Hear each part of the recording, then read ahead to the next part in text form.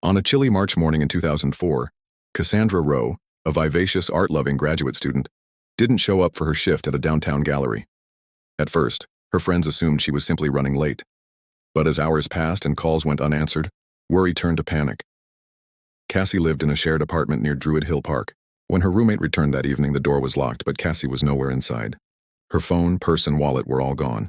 But oddly, her bed looked untouched, and her toothbrush was dry. No signs she had used it that morning. Cassie's friends reported her missing the next day.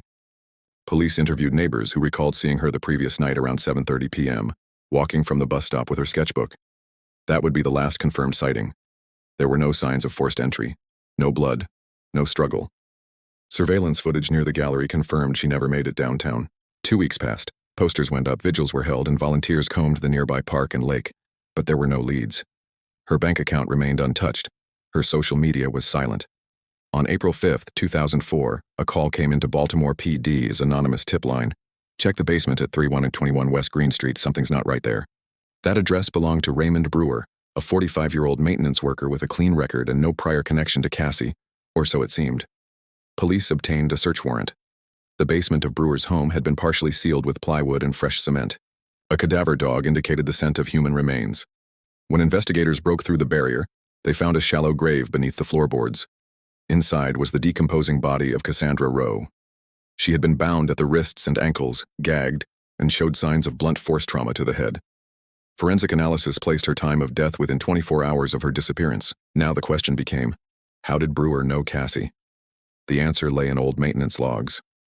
Raymond Brewer had done contract work in Cassie's apartment building the month before she disappeared. Interviews with other tenants revealed he often made unsettling comments and lingered longer than necessary. More damning was a journal found in his home.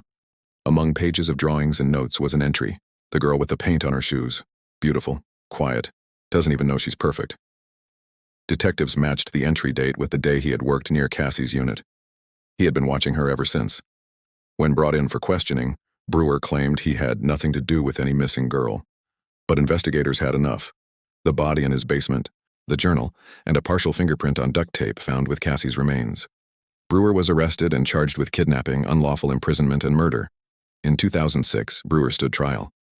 The prosecution painted a portrait of a lonely man who became obsessed, abducted Cassie from her street, brought her home, and held her captive before killing her. Brewer's defense claimed mental illness and argued the killing was not premeditated. But the preparations in the basement told another story. The jury convicted Brewer of first-degree murder and unlawful imprisonment.